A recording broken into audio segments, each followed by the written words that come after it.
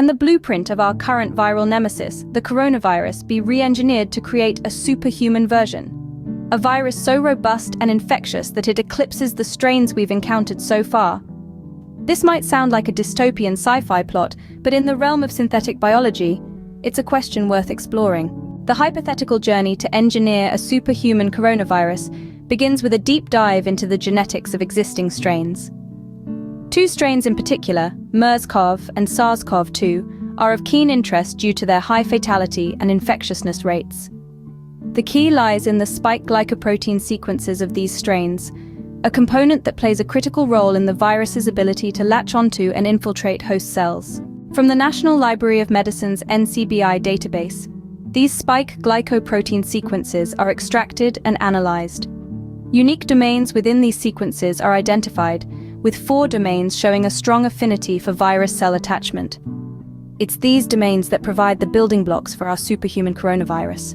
Next, the unique domains of MERS-CoV are combined with the SARS-CoV-2 spike glycoprotein sequence. The aim? To create a super spike glycoprotein with combined functionalities. Analytical tools confirm the retention of domain identities, and structural modeling reveals a combined protein structure. But why engineer a superhuman coronavirus? The answer lies in the SARS-CoV-2 outbreak in Wuhan and discussions around biological weapons threats.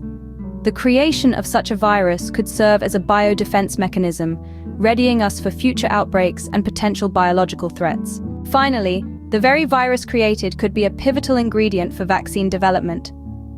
A study from the University of Washington supports this idea, suggesting that the properties of the virus can be harnessed for vaccine design.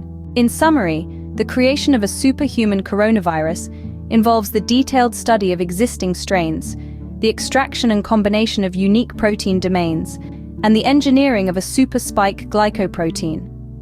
The rationale behind such an endeavor is rooted in biodefense and vaccine development.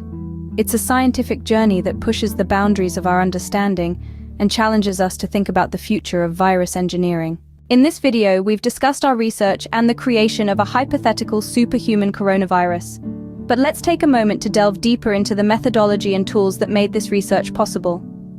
Our research article titled, "Is there a direct relationship between spike glycoprotein, percent identity, peptide count, and mortality rate between daughter human coronavirus strains and the parent, HCOV229E, served as the foundation for identifying highly infectious and fatal human coronavirus strains.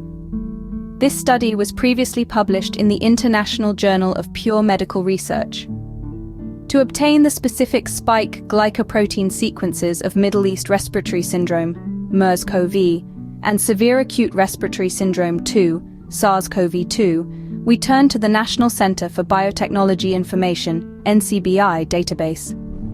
The NCBI is a comprehensive genome database that not only maps the genome of each human coronavirus strain, but also classifies where each protein sequence is found on these viruses. In order to determine the domains found on each strain's spike glycoprotein, we utilized the online database provided by Interpro called Classification of Protein Families. For the accuracy of our study, we did not alter any of the algorithm's parameters and kept them at default. Our previous research article also reported on the spike glycoprotein domains unique to MERS-CoV and SARS-CoV-2. Using bioinformatic techniques, we manually combined these unique domains into SARS-CoV-2's spike glycoprotein sequence. To ensure that our superhuman coronavirus spike glycoprotein would be recognized as possessing those domains without domain identity silencing or function deactivation, we used the protein classification database called Interpro. It accurately recognized each domain despite the orientations of the inserted domains. Lastly, to visualize if our superhuman coronavirus spike glycoprotein would generate a protein model representing an amalgamation of the individual spike glycoprotein models of SARS-CoV-2, the host, and the unique domains from MERS-CoV, we used SwissModel. SwissModel is a protein modeling database provided by the Center for Molecular Life Sciences. This comprehensive approach and the use of these various tools have allowed us to push the boundaries of biodefense and vaccine development research.